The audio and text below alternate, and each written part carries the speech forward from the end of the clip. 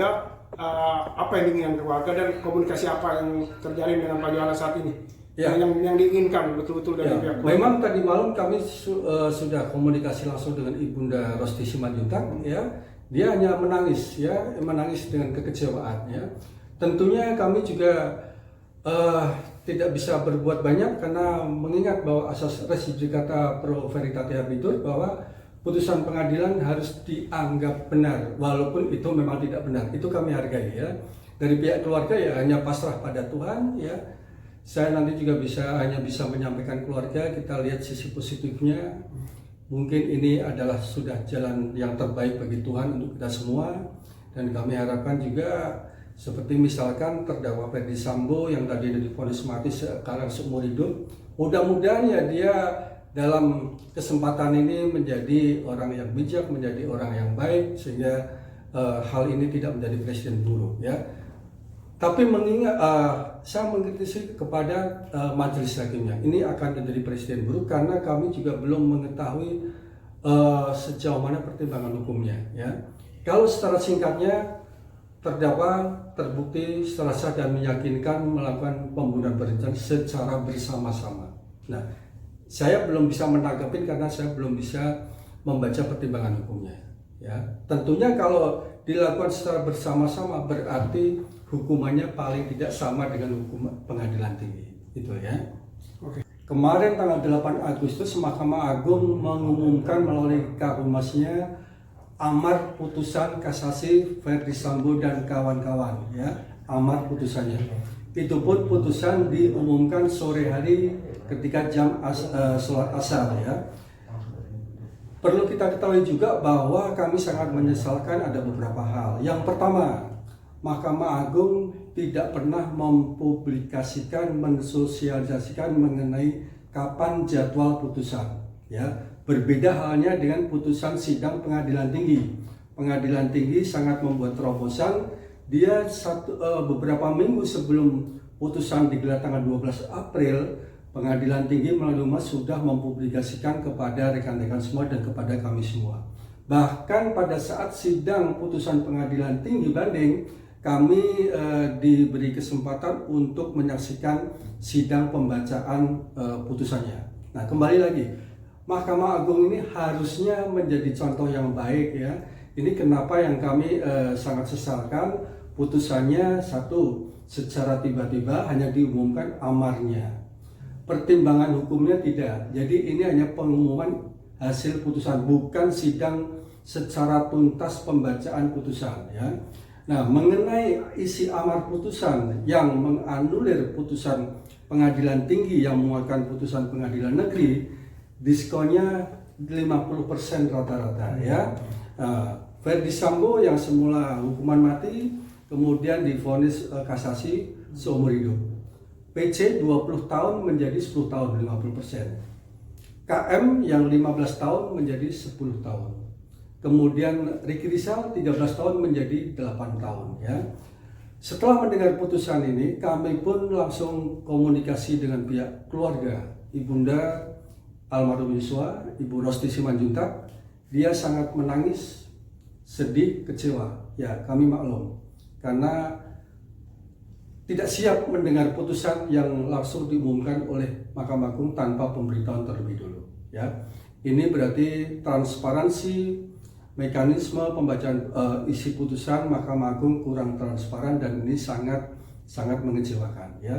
Mengenai amar putusannya ini makin menambah kekecewaan dan keprihatinan dari pihak keluarga maupun kami anggota dari penasihat hukum almarhum Yosua, ya. Kenapa demikian?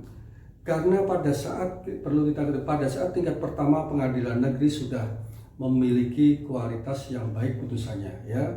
Maka boleh kami katakan juga pengadilan tinggi juga menguatkan, ya. Dalam asas hukum ada judicium deo, hakim adalah dianggap wakil Tuhan. Ini kami terapkan pada hakim di tingkat pertama dan kedua, bagus, ya. Namun hakim yang memvonis kasasi Ferdy Sambo saya tidak bisa mengatakan itu, ya. Namun demikian, ya, kami menyampaikan, menegaskan lagi bahwa keluarga sangat kecewa, ya, kecewa.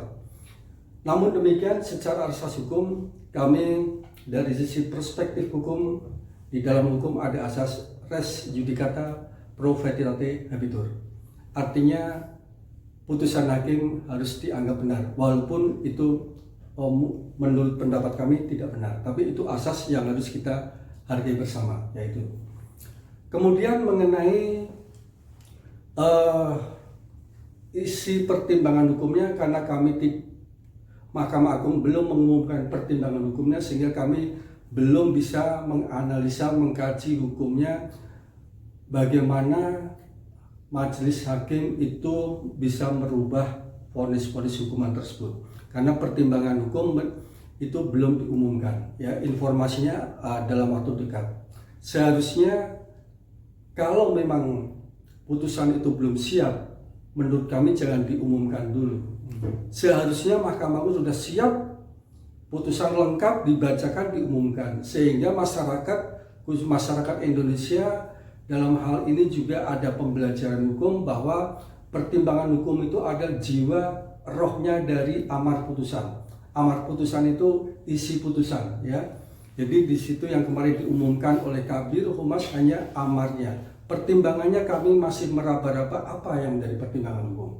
Jadi itu yang kami juga tidak bisa menanggapi pertimbangan hukum apa sehingga majelis hakim bisa memberi putusan yang diskonnya sangat signifikan dan 50%. Itu kira-kira. Oke, langkah hukumnya apa mungkin? Apakah ada PK mungkin? Begini, mengenai PK, ya, ini PK masalah pidana, ya. Kalau dari perspektif hukum, di dalam pidana itu kan berlaku hukum acara pidana, ya. Di dalam pasal 263 ayat 1 memang di situ dibatasin PK dapat diajukan oleh terpidana atau ahli warisnya, ya, dapat diajukan oleh terpidana atau ahli waris. Itu pasal 263 ayat 1, ya. Kalau disimak dari norma pasal 263 ayat 1 tersebut, memang di situ tidak ada kalimat jaksa dapat PK. Akan tetapi kalau menurut saya di dalam KUHP tidak ada larangan jaksa penuntut umum untuk melakukan PK, ya. Memang ini kalau memang jaksa penuntut umum yang menjadi wakil dari pihak korban ingin menegakkan keadilan demi kemanusiaan, ya, tidak ada salahnya kami harapkan bisa melakukan terobosan untuk mengajukan PK agar nantinya dalam PK itu hakim peninjauan kembali dapat menganulir putusan kasasi. Karena di dalam upaya hukum PK itu kan harus ada, sepanjang ada kekhilafan atau kekeliruan majelis hakim kasasi dan atau ada novum, itu alasan PK, ya. Namun demikian kami kembalikan ke pasal 263 ayat 1 tadi, ya. Nah, ini apakah nanti jaksa penuntut umum mau mengajukan PK atau tidak, ya. Kami tidak bisa memaksakan, tapi itu internal ke jaksa bagaimana, ya. Namun dari pihak keluarga yang mengharapkan, ya, kalau ada upaya semaksimal mungkin bisa dilakukan, ya. Memang PK pada prinsipnya itu adalah haknya atau upaya hukum yang dilakukan oleh terpidana manakala dia keberatan dengan putusan kasasi, ya, itu. Pak, artinya hanya jaksa yang bisa melakukan PK, pihak keluarga sendiri nggak bisa menggugat PK. Ini saya luruskan, ya, bahwa upaya peninjauan kembali adalah upaya hukum luar biasa, ya. Di situ sudah ada ditentukan bahwa yang dapat mengajukan terpidana atau ahli waris, ya. Artinya terpidana atau ahli waris terpidananya, ya. Nah, ini mengenai korban bagaimana tadi pertanyaannya, kan? Korban ini sebetulnya juga pengen ada rasa keadilan. Manakala putusan PN yang dikeluarkan, putusan pengadilan tinggi, kemudian dikurangi oleh kasasi, bagaimana untuk menegakkan keadilan lagi? Nah, ini yang di dalam KUHP tidak diatur apakah jaksa tidak diberi ruang untuk PK. Namun demikian di dalam KUHP juga tidak ada larangan bahwa jaksa dilarang PK, ya. Berarti kalau menurut hemat saya, ya dilakukan aja terobosan demi keadilan tadi, karena tidak ada larangan. Namun itu semua kami kembalikan ke jaksa karena dia sebagai sudah mewakili dari korban, begitu. Oke. Mungkin banyak masyarakat banyak yang meminta untuk kayak transparansi soal terkait hal ini, ya, karena kan menjadi mengganjal sekali di hati masyarakat pun maupun di keluarga. Betul. Mungkin tanggapannya seperti apa? maksudnya mekanisme proses putusan yang diumumkan Mahkamah Agung ya. Ya, baik.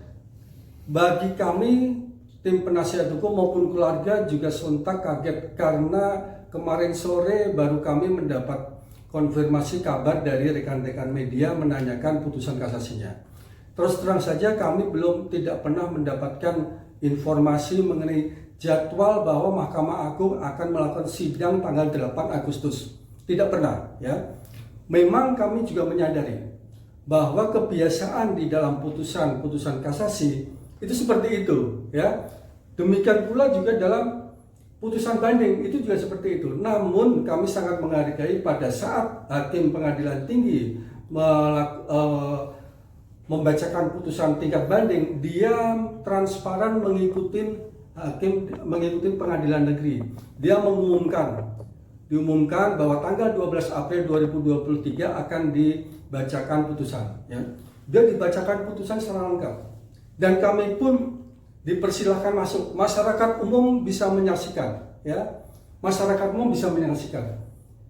Ini kan tidak, di putusan kasasi masyarakat umum tidak bisa menyaksikan, ya. Kami juga tanya pada rekan-rekan bahwa apakah pernah mendapat informasi jadwal tanggal 8 Agustus adalah putusan. Saya kira tidak, ya. Ini yang bentuk transparansinya kurang, ya. Oleh karena itu dalam kesempatan ini saya juga mengkritisi, menyarankan, ya, kalau Mahkamah Agung memang ingin pembenahan secara manajemen administrasi, ya, ke depan agar apabila ada perkara-perkara yang mengundang perhatian publik, ya harusnya sidang-sidang dilakukan memang benar-benar terbuka untuk umum. Bukan terbuka tapi terbatas. Ya, terbuka untuk umum dalam arti yang menurut saya, ya, dilakukanlah ada siaran langsung atau penyiaran secara langsung secara media, ya, seperti yang dilakukan oleh pengadilan negeri maupun pengadilan tinggi, ya. Tapi itu semua memang administrasi di Mahkamah Agung seperti itu, bukan berarti itu tidak bisa dirubah, ya. Itu kan aturan internal. Artinya kalau memang Ketua Mahkamah Agung bisa merubah, itu kan lebih baik bagi transparansi untuk kedepannya. Oke.